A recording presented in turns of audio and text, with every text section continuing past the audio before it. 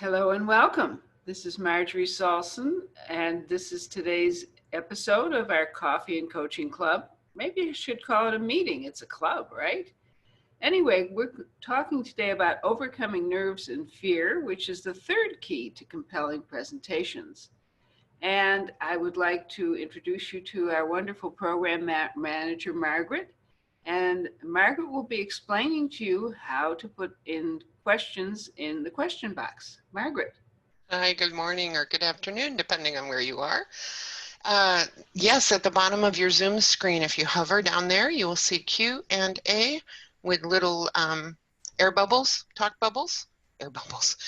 And if you click on that, it'll open the Q&A box, the question and answer box, and you can answer or ask any questions you have right in there. I'll be monitoring those, and Marjorie will be getting to your questions before the end of the session. Thank you, Mike. And it's nice to see some familiar faces joining us today, or some familiar names, I guess I should say, on the list of attendees. So welcome, everyone. Okay, so now today is the third key of compelling presentations, and it seemed to me that it would be appropriate, especially if this is the first of these that you're seeing, to give you a little overview. And this is what I call the three-legged stool of effective communication. What, how, and allow, those are the three keys. And the fact of the matter is that, like the stool, if one key or one leg is missing, you can fall flat on your face. So what are these? The first key is being a compelling presenter, and that is the what. Your what is a compelling presentation. That's the first thing you need. You need something good to say. It has to be clear, compelling, make sense, and be in the language that resonates with your audience. That's the what. That's the first key. Because that when you have a really compelling presentation that's interesting, people are going to be listening very attentively to what you have to say. And then the second key to being a compelling presenter is the how. How are you presenting it? Are you using engaging presentation skills, keeping people alert and using vocal variety and pauses when necessary instead of reading something and sounding boring? You want people to be so engaged in what you are saying and your wonderful presentation that when you're all done, you get wonderful applause. So then what is the third key? And that's basically the subject of today's Coffee and Coaching Club meeting. The third key to being a compelling presenter is the allow. Allowing yourself to do it. You have to overcome your nerves and fear, because if you don't, if you keep yourself silent, if you don't allow yourself to share your message, you not only keep yourself feeling small, I can't believe I didn't do it, but you keep your results small and you don't share your information with people who need to hear it. And basically, there are three major fears that keep people silent. And I go into these in great depth in other trainings, but I just like to review them before I get into what to do with the nerves that you have just before you're going to start talking. I'm going to speak more about those today. But the three major fears, first of all, criticism. We really hate to be criticized. And maybe it goes back to our childhood, because I think criticism is the go-to parenting skill to civilize us as we're growing up. And so all that criticism from parents and teachers leaves old wounds that get triggered when people criticize us or judge us for doing poorly or whatever they say. Then the second is rejection. We hate it. We really hate it when people say no. And for me, this definitely goes back to childhood. I can relate to this little kid. I don't know about you, but in gym, when I was in elementary school and they were picking teams, I was always the last person chosen. And I would stand there thinking, pick me, and they never did until I was the only person left. So rejection, people saying no to what you're offering, that doesn't feel good either.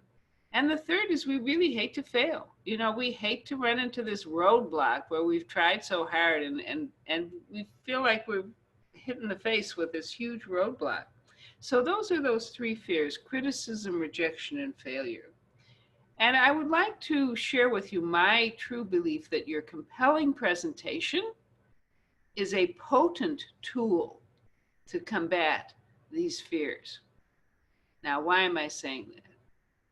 Knowing the value of what you present blunts the pain of criticism.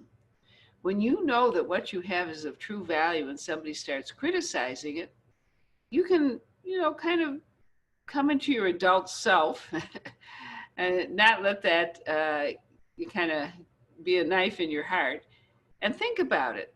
Is this person saying something that is valid? If it's valid, maybe it'll help you, prepare and do a better job next time. But sometimes people criticize just because they're critical types of people. I call them the Billy Bully and the Sally Snipers of the world. They enjoy criticizing. On the other hand, sometimes people want to share an idea with you and it comes out feeling like criticism, but it actually may be a good idea dressed up, as it were, in unfortunate language. But knowing right out of the bat that what you're sharing is really valuable is a real help in blunting that pain of being criticized. Then knowing who your true audience is really important in blunting the sting of rejection. So my favorite example of this is if you sell widgets and you're talking about the wonderful value of widgets, and half the people in the audience are only interested in gadgets and they don't want widgets, they're not rejecting you. They just don't need what you're offering. So think about your compelling presentation as a sorting tool. You're sorting between those who need what you have to offer and those who don't. And so the rejection is not of you personally, it's that your offer isn't something that fits for them. And then the third thing is knowing how to improve your presentation blunts the disappointment of failure.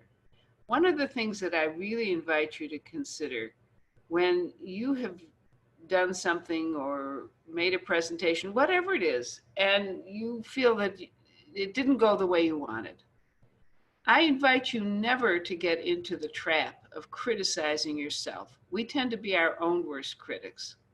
Instead, take a look at whatever you've done, whether it's a presentation or a training or any kind of job you've done, and say, what went right? Give yourself credit for what went right. Don't come from the place of negativity. That discourages you from trying again. But you do want to make it better. So what's the second question? After you ask what, acknowledge yourself and feel proud of yourself for whatever was good and went right. Then I want you to ask this question. What needs to be tweaked to make it better? Now you'll get to the same issues that you may have gotten to if you ask what went wrong, but you're coming from a whole different mindset. It's the mindset of possibility. It's the mindset of encouragement. It's the mindset that keeps you in the game. When you come from a negative place, oh, that was terrible, I can't believe, and you're beating yourself up, you wouldn't want to try again, not coming from that negative place. So please don't be your own worst critic. Don't reject the value of what you have created. Acknowledge the value of what's really good, and then take a look at where you can make it better. And that will be a much more positive way of dealing with anything, not simply presentations, but any job you do. So let's get to what I really want to dig into today is what do you do about last minute nerves and fear? So you've got this wonderful presentation and you know it's clear and compelling and it's in the language of your ideal audience. And you know that the people who will be attracted to it are the people whom you want to serve. And you're about to go out there or get on a video, Facebook Live, get on the phone, and your knees are knocking and your body is shaking and the butterflies in your stomach are doing somersaults and your mouth is dry. Oh dear. Well, first of all, keep in mind what Mark Twain said, that there are two types of speakers, those who are nervous and those who are liars. So don't beat yourself up for suffering from last minute nerves and fear, because everybody does. And once you've done things long enough, you can get to the point where there's very little last minute fear. But I will confess to you truly that when I'm about to give a presentation, even though I don't get the knocking knees and whatever anymore, my mouth always gets really dry. And it doesn't matter how much water I've drunk to keep myself hydrated. Ugh. So if that is something that happens to you, the trick with that is to rub your tongue on the roof of your mouth, and it gets the saliva going. Now that's a good trick to use anytime your mouth is feeling dry and there's no water around. So try it. Try it. Take your tongue, put it on the roof of your mouth, rub it back and forth. Mm, Preferably without jiggling your chin back and forth. You want to do it subtly if you're out in public. And you will find that you've dealt with that problem of dry mouth. That's the one I still have. But the fact of the matter is that when you're just about to get out there and start talking, whether it's actually giving a presentation or getting online or going to a meeting or a networking event, anytime when you're actually going to be out there presenting yourself, you may be feeling some anxiety, some fear, some nerves. So what do? First of all, stop playing horror movies in your mind. And this is not for just before, this is ahead of time. Stop thinking about absolutely every single thing that could go wrong. Think about the law of attraction and what it tells you. Start visualizing being successful and doing a great job. In other words, if those horror movies start coming into your mind, change the channel. Do it right away. Don't let yourself get sabotaged by all kinds of negativity. It'll make it much harder for you to come across in a positive and affirming way if inside you're letting all of this gray matter, grim thoughts circulate in your brain and your body. So the second thing that I want to mention is emotions are felt in the body. So use your body to control the nerves and the fear. And by the way, why are people so afraid? Think about it. It's not like you're in physical danger. And you may be one of these people saying to yourself, well, there's no reason to be afraid. I can do this. And it doesn't work. So you might be asking yourself, why am I so afraid? I know there's going to be no tiger. There's nobody going to be out there to attack me physically. The emotion of fear is there to keep us safe. So what's the danger? The danger are those three fears I shared. The fear of being criticized, the fear of being rejected, and the fear of failing. And when you're getting ready to present, boy, they can just pop right into your body and you can feel them roiling around. So how do you use your body to control the nerves and the fear? You use it to give your body the message that you are in fact safe. So the first thing is to breathe deeply. When we're nervous, we tend to breathe shallowly. In fact, people who have panic attacks, that's one of the first signs that they're going into panic, is that they start breathing very shallowly. So it's really important to breathe deeply. And if you're somebody who does a lot of yoga, this is easy for you because you do so much practicing, but breathing in slowly. And listen, I don't mean just a little shallow breath. I want you to put your hands right now on your rib cage, on either side of your rib cage. And I want you to breathe in slowly and feel your ribs expand. I know a lot of people say, push out your stomach or whatever. The fact of the matter is that your rib cage wraps around your lungs. And when you take a really deep breath, that rib cage all the way around, side, front, and back, should be expanding from that breath. And so it's really important when you think about breathing deeply that you really physically in your body feel that whole rib cage, your whole lung capacity expand, and breathe as far down and as far around as you possibly can. And then slowly let it out.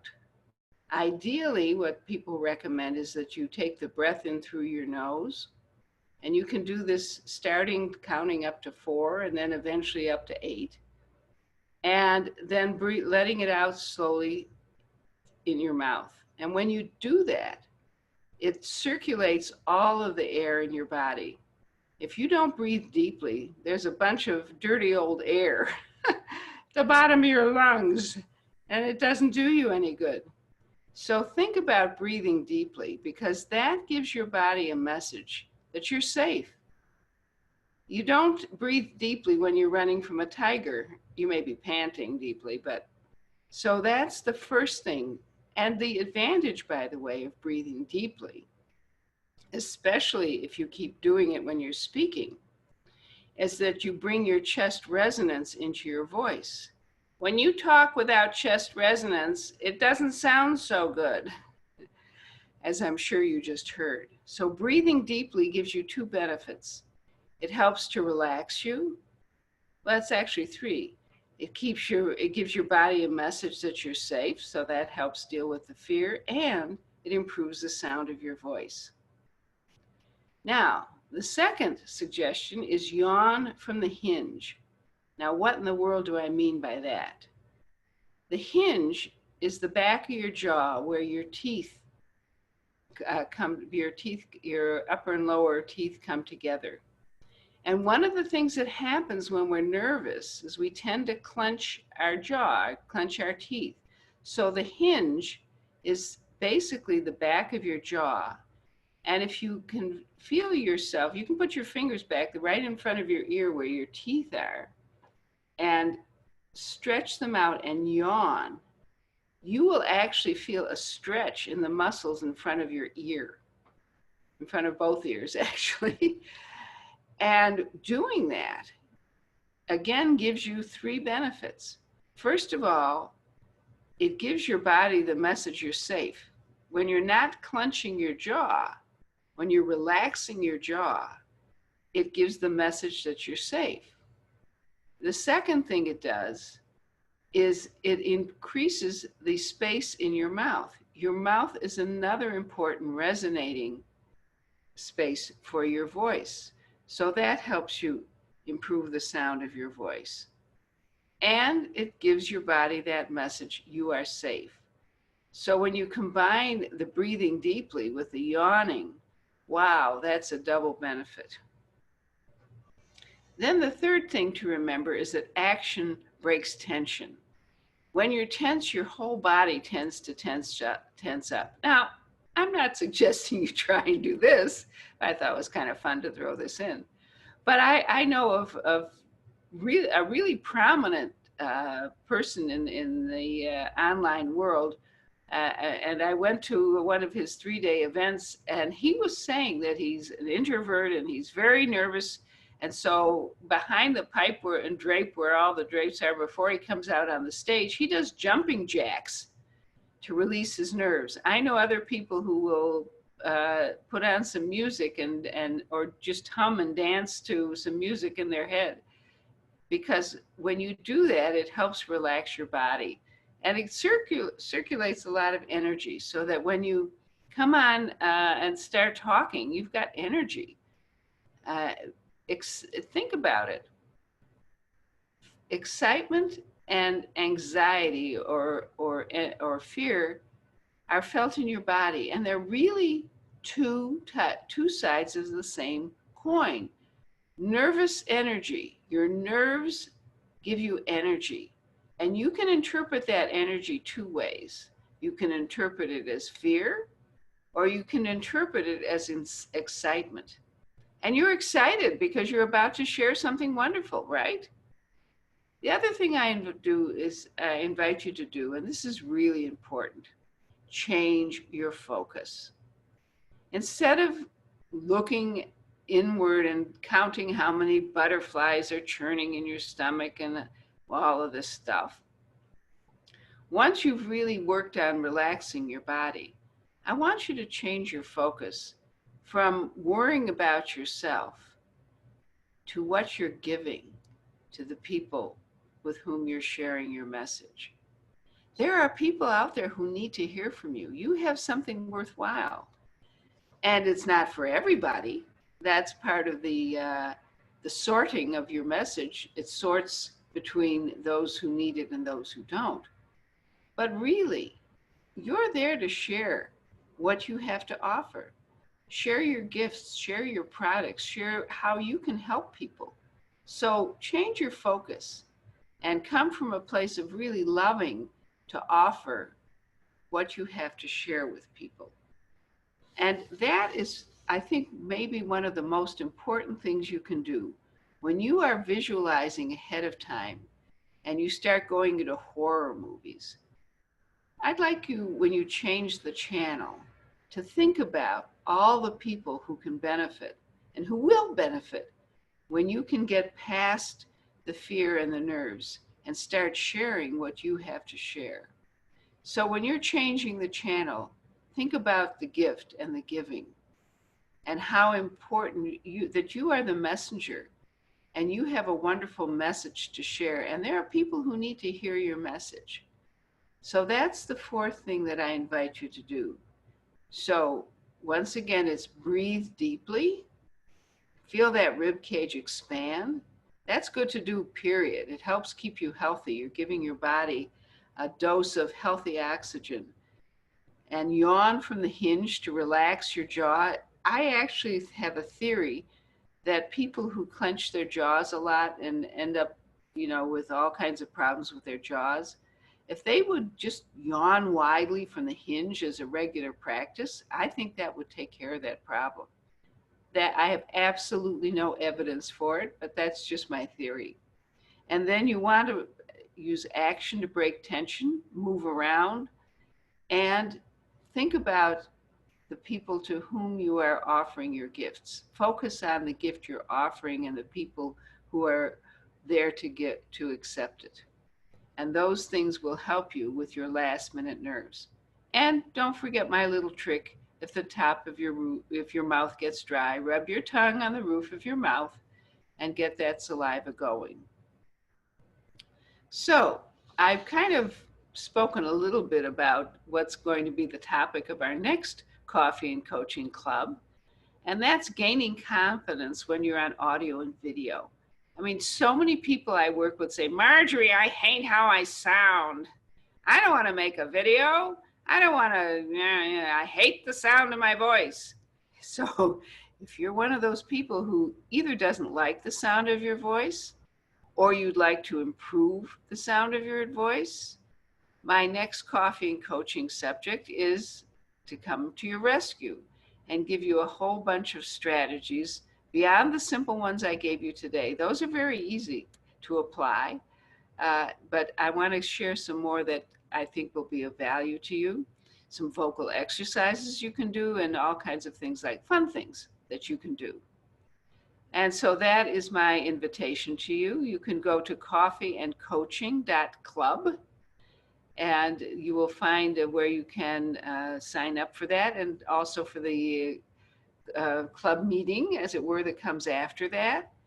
And if you want to catch up on some of these you've missed, you can go to the bottom of that page and go to my YouTube channel. I'm in the process of uploading them.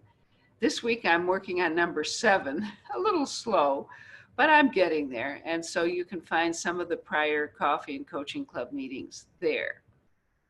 And it would really be helpful, by the way, if you subscribe to my channel. I love having subscribers. And so I'd love to have you as a subscriber as well. So my next invitation is to take advantage of my complimentary communication confidence assessment. And really, you can't solve a problem until you're clear about what it is. So there's some areas where you are really confident in communicating, and there's some others where not so much. So this assessment will help you get a really clear idea of where to focus your attention and efforts in improving how you communicate. And you can find that assessment at vibrantvocalpower.com, CCA, standing for Communication Confidence Assessment. And that's a complimentary assessment designed to help you figure out where your next best steps are in becoming a truly confident and competent communicator. And there, I have a little bribe because every month I'm going to pick one of the people who takes that assessment and send you a copy of my #1 international Amazon best-selling book, Empowering Business Owners to Overcome Speaking Fears, whether you're talking with one person or 1,000. So go to vibrantvocalpower.com/CCA, and you may get an email from me asking for your home address or where I should send it, and I will be glad to do that. So that is my wad. I have shot my wad for today. So Margaret, we've got some time for Q&A. Great. So first off, just saying, looking forward to next time, because I do hate the sound of my voice, was one of the Q&As that came in just now from Sue. Paul says, sometimes I feel like what I'm saying has value, but I'm not getting that feeling back from my audience. How can I test my value? Aha. The best way to test your value, there's two pieces of it. First of all, is your message in the language that resonates with your audience? And second of all, are you talking to the right audience? If you sell widgets and you're going to an audience of gadget buyers, it doesn't help. It helps to, and understand that when you're sharing your message with an audience, what you're doing is planting seeds. You're sharing information. You may not get immediate reaction when you share information, but sometime down the road, somebody will remember that you are the source for that or refer you to somebody. And my favorite example of this is that I went to a speed networking event last December. Now, December in Michigan, the driving can be a little dicey, and I wasn't sure if I wanted to go, and it was cold and blustery, but I went. And if you've ever gone to speed networking, what it is there's a group of people who sit on one side of the table in a bunch of chairs, and then there's another group of people who sit across from them, and after 2 minutes, then they move to the next chair. And so I went to this event, and I came home, I thought, well, that was a waste of time. What do you know? 3 months later, I get a call from this guy.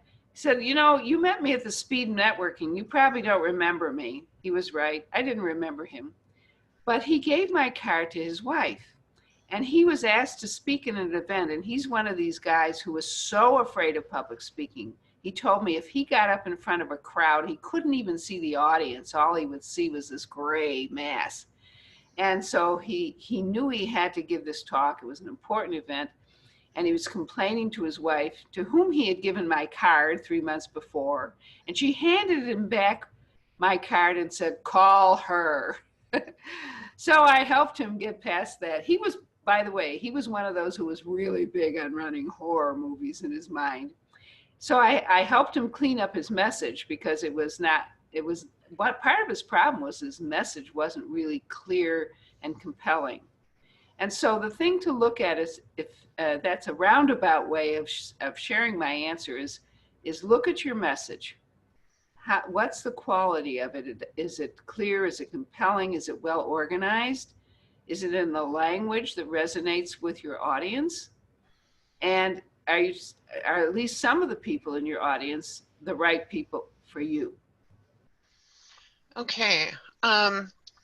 We just have a minute left. Let's see how quickly we can handle this. I feel like my colleague is always criticizing me. Maybe it's just how I'm hearing him. Basically, it just shuts me up. And that's from Janet.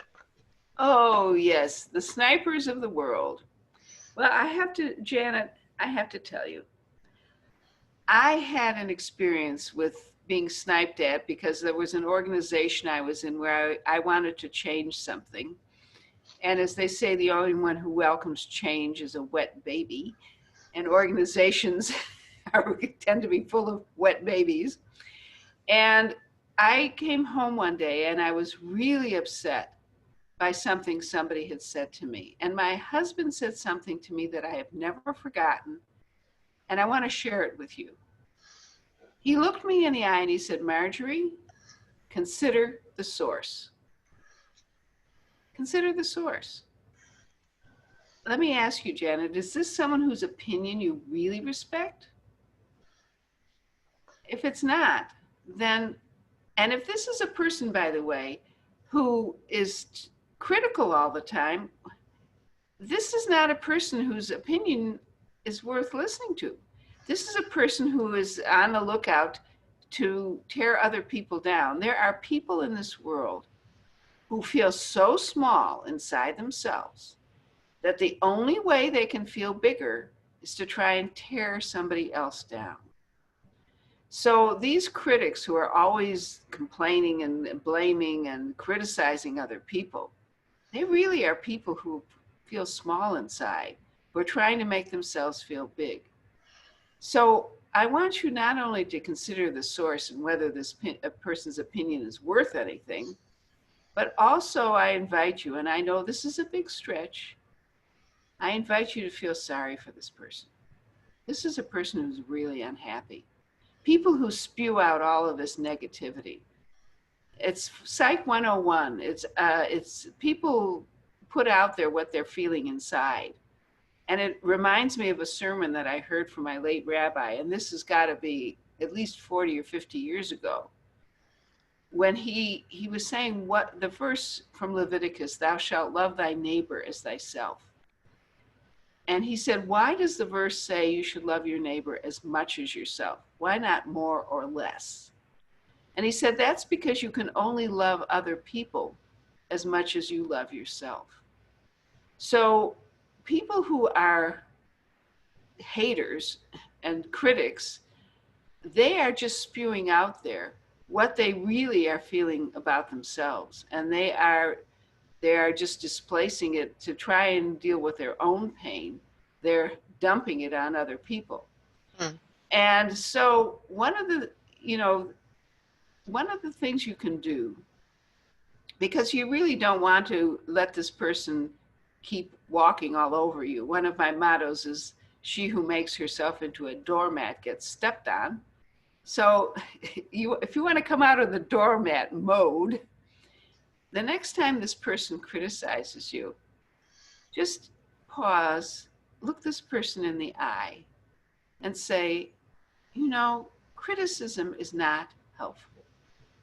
If you have a positive suggestion you'd like to share with me that will help me do my work better, I'll be glad to hear it, because I know I'm not 100% perfect, and neither is anybody else.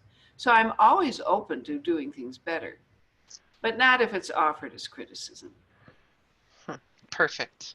I know we're past time, Marjorie, so well, I got aside from some thank yous. You did get on a soapbox. Some thank yous and appreciation coming in, but otherwise I think you're good to close the meeting for today. Okay, and I thank you all for joining me, and I will see you at our next Coffee and Coaching Club. Well, see you metaphorically speaking, of course. Bye-bye.